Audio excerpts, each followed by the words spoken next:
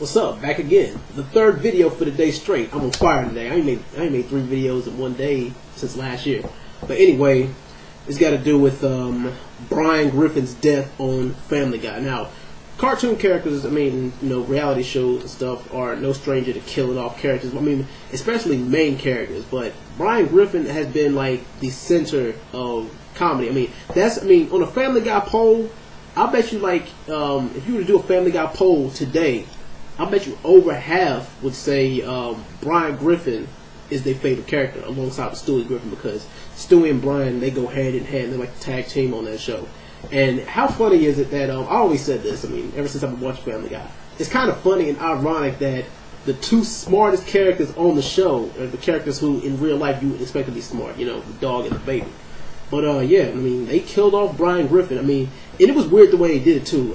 He was hit by a stray car. Now, I don't know. I mean, that kind of leaves an open end to Brian Griffin's apparent death. Well, yeah, that leaves an open end to his death. I mean, I wonder if they're gonna reveal who did it or not. I mean, because if you take, all right, look at a show like South Park. South Park killed off. They killed off Chef. I mean, that's only because Isaac Hayes didn't want to do the show anymore. He left the show, and ironically, he ended up dying in real life soon after.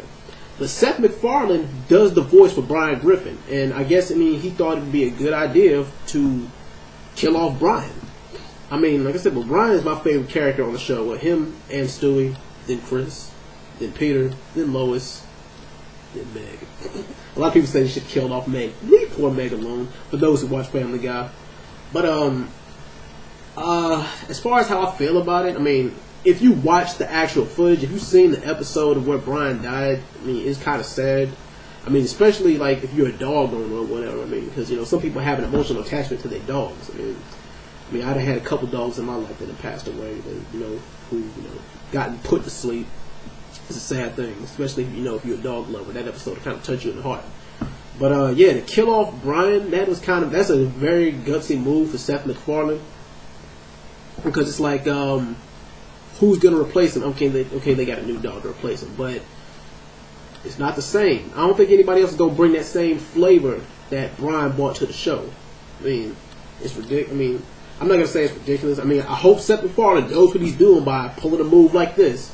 But then again, I'm reading a lot on the line that says, well, Stewie's a genius. He's got the technology to bring him back, or there's probably gonna be a time travel episode where, I mean, because, you know, Stewie and Brian they did like 3 or 4 time travel episodes together.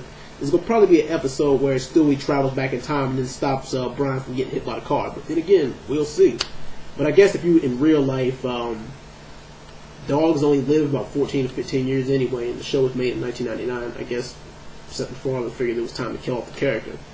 But rest in peace to Brian Griffin, if this really is the end of him, and we'll see where Family Guy goes from here. But anyway, let me know what y'all think of this. I mean, was Seth MacFarlane killing off Brian from Family Guy a good idea? And if so, then what direction is the show headed in now? Alright, I'll see y'all soon with another video. Peace.